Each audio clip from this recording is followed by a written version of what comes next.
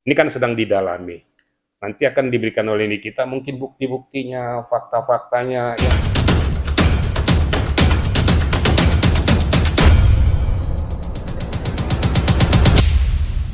Baik, terima kasih. Assalamualaikum warahmatullahi wabarakatuh. Selamat sore dan salam sejahtera untuk kita semua. Jadi kembali kepada pokok permasalahan masalah Nikita Mirjani yang dipanggil oleh penyidik Polda Metro Jaya ya. Jadi begini pada rekan-rekan ya. Seperti keterangan saya terdahulu, pada saat tanggal 26 dia tidak bisa melaksanakan pemanggilan itu karena memang sudah ada schedule-nya. Dan itu sudah disampaikan oleh pengacaranya.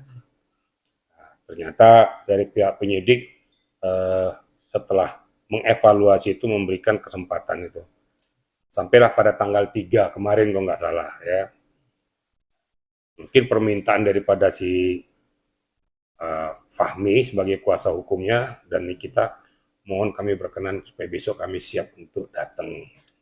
Tentu permintaan itu dilambari dengan permintaan secara tertulis kepada pihak Polda Metro Jaya. Nah, ini kan ada fleksibilitas dan melihat rekam jejak seseorang layak atau tidak layak untuk diberikan kesempatan itu. Nah, ini pihak penyidik kan, kita kan orang yang fleksibel ya. Tidak mengkangkangi hukum secara penuh, tapi meminta pengertian daripada orang yang akan diperiksa juga harus betul-betul fleksibel juga. Nah, jangan jadi mempersulit penyidikan. Nah, sekarang faktanya tadi datang ke Polda Metro Jaya kalau nggak salah ya, dengan didampingi oleh kuasa hukumnya. Ini menurut hemat saya itu ya sah-sah saja ya. Dan kita fakta dia datang untuk melakukan klarifikasi ataupun menanggapi pertanyaan-pertanyaan yang diberikan oleh penyidik. Kecuali kalau pada saat hari ini dia tidak datang, menurut hemat saya memang sudah tidak layak dan tidak pantas untuk diberikan kesempatan lagi. Berarti kan sudah mempermainkan barikade hukum, harus dilakukan upaya paksa. Tetapi datang kan pada hari ini, ya kita positif thinking aja lah ya. Ini kan agenda pemeriksaan sedang berlanjut dan sedang berjalan. Berikan kesempatan kepada penyidik untuk menggali pokok permasalahan tentang dugaan Undang-Undang ITE yang disangkakan kepada yang bersangkutan, maupun pemerasan yang disangkakan kepada yang bersangkutan ya. Yang kalau nggak salah itu dikenakan pasal 27B kalau salah ya. Kemudian pemerasan yang termaktub dalam 368. Ini kan sedang didalami. Nanti akan diberikan oleh Nikita mungkin bukti-buktinya, fakta-faktanya yang bersesuaian dengan sangkaan yang disampaikan oleh penyidik. Kemudian penyidik akan menggali kembali pokok permasalahan kepada Nikita seperti apa yang diceritakan oleh pelapor melalui kuasa hukumnya. Kita lihat aja nanti ya. Hari kita positive thinking, benang merahnya kena enggak, mens rea-nya kena enggak, layak atau tidak untuk ditahan, itu nanti kewenangan penyidik. Jadi kira-kira ya. Yang tadi sudah dijabarkan juga, ya Pak Jeda juga menjelaskan ada tiga pasal yang dikenakan.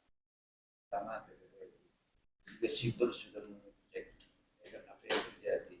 Nah dari pandangan awal sebagai praksi hukum, pada konteks bisa ditahan nggak sih hari ini juga?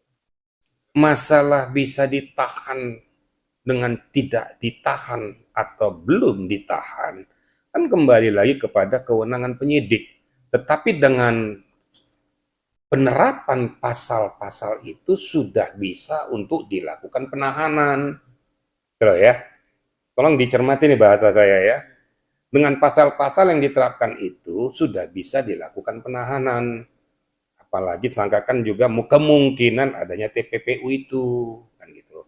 Itu kan sanksi hukumnya kan 20 tahun itu maksimal. Berarti untuk penahanan sudah bisa dilakukan. Namun kembali lagi kepada pokok permasalahan, hasil daripada penggalian daripada penyidik tentang pokok masalah nanti kita lihat. Fleksibilitasnya kita lihat. Layak atau tidak nanti ditahan, nanti penyidik akan menilai ya, apakah ini pantas atau tidak. Jadi kita nggak usah berandai-andai dulu.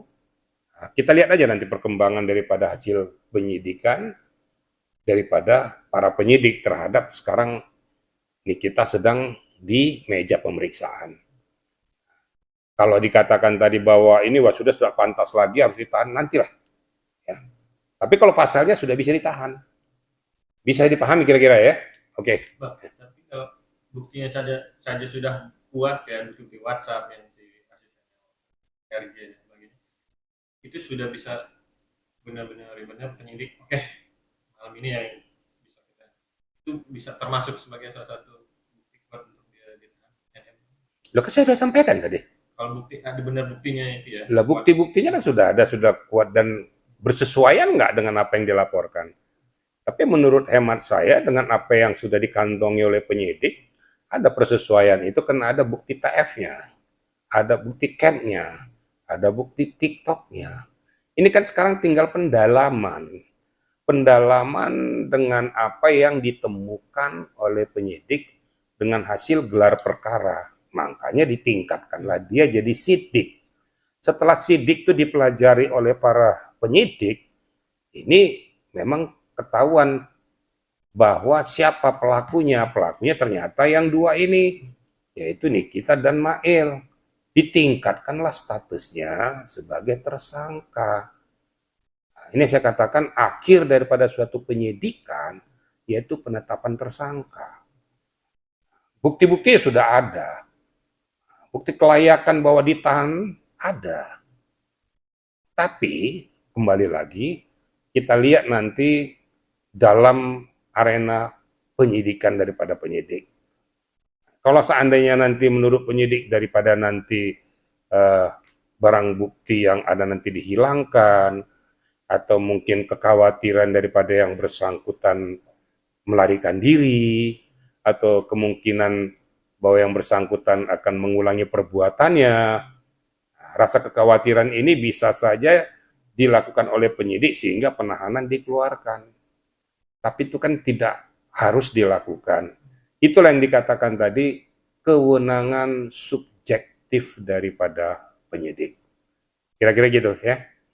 Bang, ini kan perkara kita anggap kita ini dikatakan timbul karena kan perkara ini kan masuk manajernya bang untuk komentar bahwa ya kalau mau diam, kalau mau dikomentar ya tahan lah dengan duit. Jadi kan masuk secara substantif. Nah, analisa apa gimana? Manajer siapa? Manajernya siapa? Si Mail. Mungkin bukan manajernya itu ya. Itu mungkin partnernya ya. Asisten manajer. Iya, asisten manajer kan itu kan partnernya. Kalau asisten manajer bukan manajer. Gitu loh. Saya luruskan dulu. Kalau boleh saya katakan Mail ini sebenarnya bukan manajer, sebenarnya ya, kalau kasarnya nih ya suruhannya. Itu loh kira-kira. Karena kan berpulang nanti kan di ujung tombaknya aktornya kan MN. Jadi saya luruskan dulu ya. Jadi pengertian asisten manajer dengan manajer itu berbeda. Kayak ada asisten rumah tangga kan keren kan? Asisten rumah tangga atau pembantu kan gitu kan? Atau katakanlah orang yang disuruh-suruh oleh yang bersangkutan. Itu loh kira-kira. Jadi media juga harus tahu mana asisten. Ya, asisten manajer kayaknya keren kedengaran asisten manajer yang mana. Berarti kalau ada asisten manajer berarti ada manajernya dong. Terus siapa manajernya? Kalau tidak sih melihat dari sisi ini, Mail itu apa? Manajer. Ya, berarti ada manajernya kan? Ya, berapa siapa ya manajernya? Ya manajernya MN itu. Kan faktanya kan hanya 2 orang kan? Nah, itu kembali. Jadi melihat situasi kondisi ini ngomong kosong tidak ada korelasi daripada kedua belah pihak ini antara Mail dan NM Nikita Mirzani. Makanya dua-duanya ditetapkan sebagai tersangka karena mereka berkolaborasi di dalam melakukan langkah-langkah tersebut, apakah itu diskasih, apakah itu diperes, tapi faktanya ada peristiwa yang terjadi. Peristiwa yang terjadi itu karena ada sesuatu hal yang harus diselesaikan sehingga keluarlah uang itu yang sejumlah 4M itu, yang mana sejumlah 4M ini dibagi 2 fase melalui TF dan melalui tunai. Saya tarik benang ke belakang, kenapa peristiwa ini terjadi? Itu yang saya katakan karena terjadi sesuatu peristiwa yang mengakibatkan uang ini akhirnya jadi berpindah. Peristiwanya apa? Peristiwa ini berkaitan dengan RJ. Kan gitu. Kenapa RJ melakukan ini? Berarti ada sesuatu hal yang harus diselesaikan. Masalah apa? Masalah skincare. Kenapa skincare itu? Ya, karena menurut keterangan ataupun yang kita ketahui, bahwa ini akan di blow up apabila tidak ada kesepakatan kedua belah pihak. Berarti ada apa dengan skincare ini? Gitu loh. Kalau skincare-nya itu berkali-kali saya katakan, kalau skincare-nya itu memang betul-betul normal, sah-sah saja, legalitasnya bisa dipertanggungjawabkan, bahan-bahannya yang dibuat kepada skincare ini sesuai dengan standarisasi yang dikeluarkan BPOM, kenapa harus mengeluarkan uang segede gitu? Jadi nanti penyidik akan lari ke sana, menurut hemat saya, ya, kedua-duanya harus dikenakan. Satu yang dianggap sebagai pemeras, sebagai berpindah tangan, yang satu lagi ya saya anggap itu sebagai penyuap. Kalau seandainya pihak pengacaranya itu berkeras bahwa NM seperti ini harus dilakukan langkah tindak lanjut, sekarang tarik flashback ke belakang. Terus skincare-nya gimana? Rezanya gimana? Yang berikan uangnya nih. Harus diperiksa supaya ketahuan siapa yang melakukan perbuatan ini. Karena apa? Apakah dikatakan suap loh? Sekarang kita berbicara tentang skincare. Skincare ingat loh. Ya, skincare itu bermuara kepada publik yang menggunakannya. Berarti masyarakat banyak jadi korban kalau seandainya tidak sesuai dengan etika prosedur, seandainya tidak sesuai dengan peruntukannya, seandainya zat-zat tersebut di dalam itu sudah bertentangan dengan higienis yang mengakibatkan rusaknya struktur daripada jaringan tubuh manusia, layak untuk diperiksa. Termasuk BPOM diminta pertanggungjawabannya. Tinggal begitu aja. Cari benang merah itu gampang gitu loh. Jadi jangan hanya Nikita aja yang dikenakan, ini juga harus diperiksa. Sama-sama diperiksa. Dikatakan apakah bisa jadi RJ, entar dulu. RJ itu ingat ya, RJ itu adalah perselisihan kedua belah pihak yang bisa diselesaikan oleh penyidik sepanjang tidak melibatkan atau merugikan orang lain. Itu RJ. Kalau RJ itu mau dilakukan hanya kedua belah pihak, tidak merugikan pihak lain. Loh kalau seandainya mereka selesai, pihak lain menuntut mau apa? Selama ini belum ada yang mau. Loh kan publik. Ini kan bermuara ke publik. Makanya BPOM berperan aktif. Kan gitu. Kenapa itu dilakukan? Jadi nggak segampang itu. Restoratif justice itu bisa berjalan dengan baik. Lah sekarang gini saja, kenapa sampai dikatakan tuh meningkatkan kepada penyidikan penetapan tersangka? Berarti ada hal benang merah yang sebenarnya kusut di belakang ini. Jadi kalau mau pengen menelaah ya, membedah kasus itu seperti itu. Saya ini kan mantan penyidik. Jadi kalau saya membedah kasus itu seruntut gitu loh. Nggak seketika tuh, oh Nikita ini idolaku katanya. Ada yang bilang, itu menurutmu. Kemudian tanya lagi Nikita, apa yang sudah kau lakukan kok jadi kau tersangka? Tapi balik flashback ke belakang. Kenapa itu terjadi? Dia telah melakukan gini, sini kita memeras segala macam. Siapa yang korbannya? Tanya korbannya, kenapa kau lakukan itu? Korbannya RJ, kenapa kau mau ngasih uang? Kesimpulannya ya periksa dua-duanya, biar equal, biar selesai duduk permasalahannya. Nah, sehingga ini benar, ini nggak benar. Ya sudah, untuk itu naikkan saja. Damai itu nggak ada.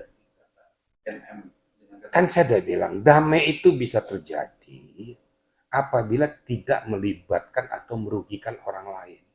Makanya kejelian penyidik itu akan melihat ya langkah awal daripada RJ ini gimana, kenapa dia bisa melakukan itu, berarti berkaitan dengan masalah blow up daripada skincare-nya supaya jangan merugi. Kenapa? Berarti ada sesuatu hal yang perlu diteliti. Itu saya ulangi lagi, kan gitu. Berarti kalau diteliti ada sesuatu hal yang nggak beres. Masalah apa? Masalah kandungan dari skincare. Kalau seandainya kandungannya benar, prosesnya benar, peruntukannya benar, izin edarnya benar, kenapa mesti takut? Kan enak, kan gampang aja kalau meneliti itu. Baru kemudian pertanyakan, ini harusnya bunyi BPOM. Saya berkali-kali bilang loh, BPOM jangan mandek, jangan diem. Ini kan sudah berkaitan dengan masalah kesehatan. Katanya BPOM, Badan Pengawasan, ya makanan dan minuman maupun obat. Ya kok ini kan sudah bermuara kepada masalah itu, harusnya bunyi dong untuk menegakkan hukum itu. Walaupun ada dari, kalau nggak salah petinggi BPOM pernah ngomong tentang masalah skincare. Saya ikuti itu ya, bahwa produk-produk skincare itu harus betul-betul sesuai dengan ketentuan yang diatur oleh BPOM. Harus melalui verifikasi, harus melalui pemeriksaan. Ingat, skincare itu didaftarkan secara online. Kalau seandainya skincare itu daftarkan secara online, hanya mandek di situ tanpa ada verifikasi, tanpa ada pemeriksaan, tanpa ada uji lab, berarti ilegal. Kenapa? Satu, bahwa higienis perlu dipertimbangkan. Yang kedua, seketika dia berani untuk mengedarkan skincare, berarti berani untuk membayar pajak negara. Ada. Jadi jangan-jangan dia ngemplang pajak negara juga, makanya dibikin ilegal. Susahnya skincare ini kan online deh.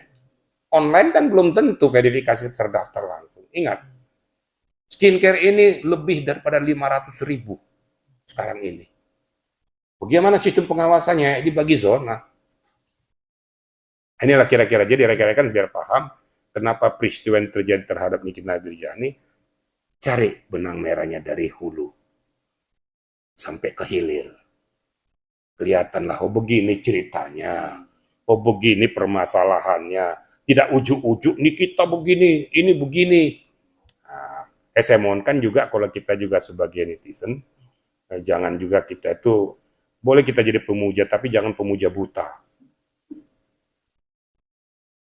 Pemuja ataupun idola, tapi jangan mengabaikan produk daripada hukum. Loh. Jangan orang sudah jadi gak bener pun bagus katanya. Ini kan repotnya kayak gitu. Apalagi lawyers juga begitu. Lawyers tugasnya itu adalah untuk membela hak-haknya, bukan membela perbuatannya. Jangan gara-gara kita dibayar, perbuatannya pun kita bela juga, salah besar. Tapi meminimais perbuatan itu dengan memasukkan hak-hak yang bersangkutan itu sah-sah saja. Tapi jangan hilangkan perbuatannya, karena seketika kita menghilangkan perbuatannya, kau berarti sudah mengorbankan korban yang melaporkan. Dugaan untuk memaksa orang untuk baju oranye tidak bisa dikatakan final saat ini saat dalam. Oh jangan dong, kita jangan jadi pemutus.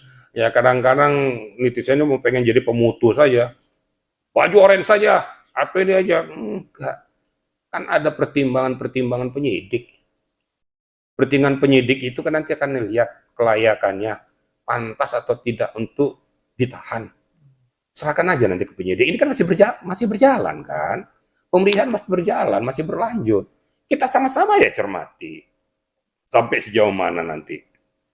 Yang penting kalau penyidik berani sudah menetapkan tersangka, berarti dia siap untuk melanjutkan ke JPU.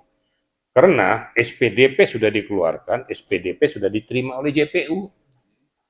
JPU akan menurunkan jaksa peneliti untuk melihat komposisi daripada kasus ini. Nanti ada guidance daripada JPU untuk melengkapi masalah ini, sebelum itu akan dilimpahkan jadi P21. Ini sudah ada koordinasi JPU dengan penyidik ini. Makanya dikeluarkan SPDP itu, gitu loh. Kira-kira gitu ya rekan-rekan ya.